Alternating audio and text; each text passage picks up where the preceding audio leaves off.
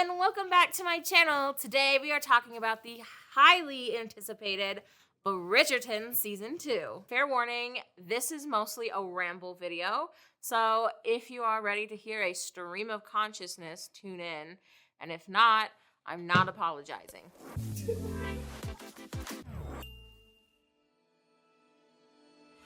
Hello, welcome back to my channel. If you don't know what Bridgerton is, you live under a rock. You exaggerate. If you don't know what Bridgerton is, it is a TV show on Netflix, and we are on season 2. They are based off of historical romance books called Bridgerton. There's 8 of them, and we are on season 2 of the series. I will preference this right away. If you are coming here for book-accurate conversation, you're not gonna get it because while I've read them, we are gonna be talking about mostly the fashion we see on the show. So I'm gonna give you a 30-second recap of what it is to be Bridgerton. You have flowers, you have aesthetics, you have like colors and lots of Regency era style clothing with definitely a lot of modern twists. So you're gonna see laces, you're gonna see embellishment, sequins, you might even see a zipper or two. That's kind of what you're gonna get with Bridgerton fashion. If you're looking for complete historical accuracy, look elsewhere because you're not gonna get it here. So I've given you kind of a rundown about Bridgerton and the vibes that you get. So we're gonna just dive right in onto our talk about the costumes. I personally really loved season 2's costumes much better than season 1. I definitely can see there was a budget increase just by the beadwork in Penelope's dress in the very first episode. You can see that this fabric itself, I know costs about $2.50 a yard because I've seen it before in the store. And I know that it was definitely a lot more work to put on versus season 1 where we just had a couple lace appliques here or there and a lot of brocade fabric uses. She's wearing this gorgeous yellow piece and it's got these little sequin flowers on it. I know for a fact that fabric is probably $200 a yard because I have that exact fabric in black at my house. So if that whole dress is made of them, you're looking at like $800 just in fabric alone for that one costume. So you know that the budget for season 2 has significantly gone up. I also really liked how we incorporated the Indian fabrics into our Regency look. So if you don't know, Kate Sharma and her sister Edwina are Indian. They come from India by boat using the last of their money to Bridgerton, where we're at. I'm assuming this is England area. And they come and they use all their money and they bring their beautiful outfits and everything has just got these really lush Indian fabrics, Indian prints, beadwork, really beautiful. I love how they incorporated that kind of clothing into the Regency style as well. I think that it was just stunning. And like one of the dresses I really loved was Kate was in a turquoise ombre, like satin silk style dress. Really beautiful. It ombre from the waist and then like went from a deep teal to like a light teal. Really beautiful.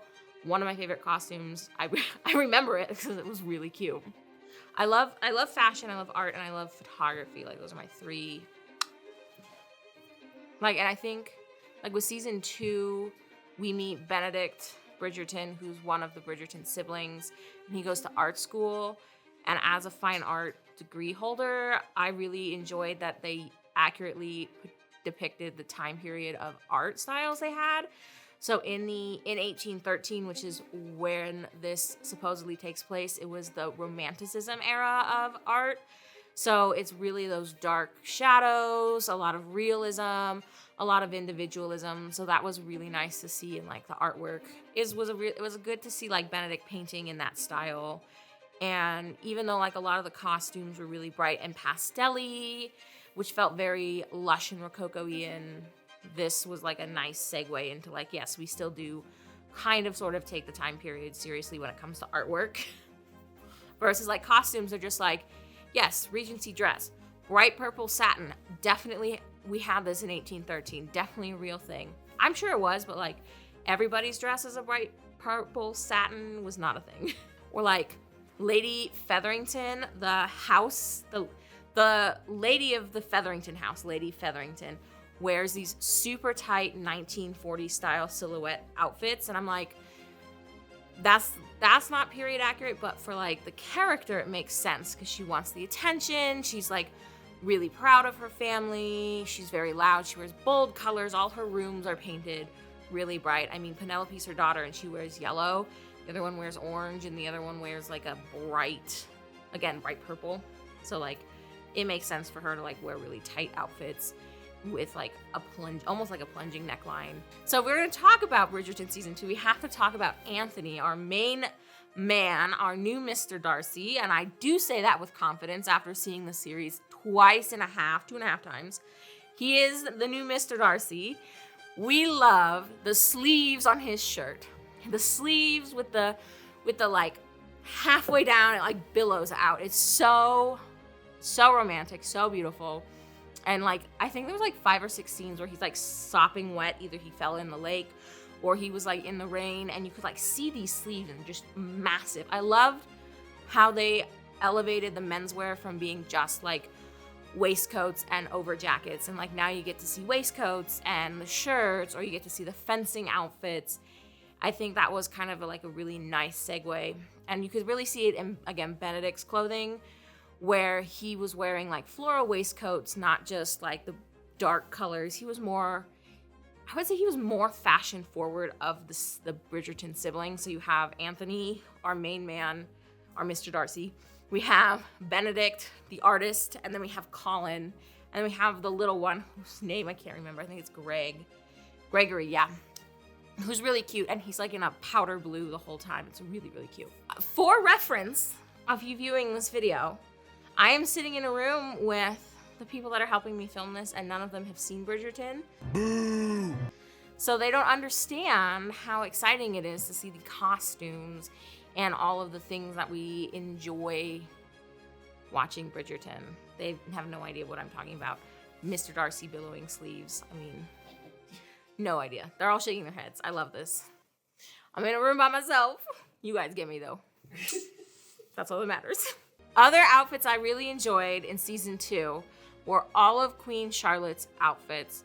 A lot of people have asked me questions of like, why is she wearing, quote, Rococo clothing for a Regency era? And for that, I have to just say, when we talk about periods and clothing and like the timelines of things, it's the way fashion works is it doesn't just stop and like suddenly a new style emerges and no one ever wears that old style. So like the style that came before Regency era in the 1800s to roughly the 1830s was these sackback gowns in the 1700s. And Queen Charlotte was born in the 1700s and for a long period of time ruled in the 1700s. So she is definitely gonna wear the sackback gown. She's gonna wear the heavy peignets, the big wigs, because this is something that she carried over with her into the new era. And she's already queen. She was crowned queen in 1740 something. She doesn't need to stay in with the trends. She is the trend. And if she wants to continue to wear the peignets and the sackback gowns and the huge wigs and all of this lush ruffling and beadwork, let her. She's the queen. No one's gonna challenge that for her. She doesn't have to. And you can see like in her court, Queen Charlotte is based off of children. 13 of them really well loved, and people, you know, that was a time different to the fashion of upper class Regency. And in her status, she's the queen. So she's gonna wear whatever she wants. So that's why, at least I think that's why they continue to dress her in these sackback gowns and the peignets, is because she just is queen. She can do whatever she wants. Which brings us to the great chat of the Regency era clothing. And I know why you are all here. We're here to talk about corsets, we're here to talk about stays, and we're here to talk about why they don't wear anything underneath them, which really, for the series, is just the aesthetic purposes. It is not historical at all. Every time you wore a corset in history in the 1800s, up until pretty recently, because they did not develop the tulle and the nude illusion mesh and corsetry mesh, which is what we see in lingerie and fashion corsets now, that you don't have to wear something underneath. But in historical times, when it was made with whale bones and it was made with wood, you definitely had something on underneath, because that corset was really important. It was really well made and you didn't want to like get it gross and sweaty because you couldn't really clean it that well. And this is the era of transitional stays, so they were much shorter. They actually are more like a modern day bra than they are as a corset, and I've actually heard from a lot of people that they're really comfortable to wear. People who've made them and wear them in modern day think it's a lot more comfortable to wear that than like the Target bra that you bought. So if you can make one, I think I might make one myself. But if you make one, apparently they're really, really comfortable. So we're gonna have to try that. And actually, the one I'm wearing right now is made with synthetic whalebone. Corsets are made with whalebone because of and it's not really whalebone, it's made of like the baleen in their teeth. And it was because they were flexible, but really, really strong. And whereas wood was not, it was either too flexible or not strong, for sitting. You would have a wooden busk that you would stick down the front to like hold you like straight up. But they did eventually move to whalebone and then to steel. And nowadays we can get what's called synthetic whalebone, which is pretty much a plastic version of the whalebone they used to use. So that's what's in this. Anyway, we're back to our Bridgerton conversation. I feel like if you are not a stickler for costuming, for historical costuming, historical accuracy, if you're not really a stickler for like things that have to be a certain way, you'll really, really enjoy Bridgerton. I really enjoy Bridgerton. I love the representation we have in it. I love our leading ladies. Kate Sharma is she's like God. I love her so much. I think that you guys would really enjoy it if you like unique, fun, colorful fashion. I would say the fashion was way better in season 2 than it was in season 1. And if you watch Bridgerton for anything, watch for the queen in her powder blue dress and powder blue wig, perfectly dyed to match each other, which I thought was like amazing of the costuming department. So yeah. Other than that, I don't want to give you any like spoilers for the series. If you love an enemies to lovers trope, you will absolutely enjoy this series this season. Especially this season, you will enjoy the enemies to lovers trope. So definitely give it a tune in. I would highly recommend you watch it. I'm rambling now. And that's all I have for you guys today when we talk about Bridgerton. If you guys have watched it, let me know in the comments below your favorite part. I am hoping, now that we are almost 2 weeks out, that we are spoiler-free. But if we could keep it that way, that would be fantastic. And if you want to see more conversations about films and fashion, let me know and give this video a like, hit the subscribe button, and don't forget to turn on your notifications. Until next time, I will see you later. Bye!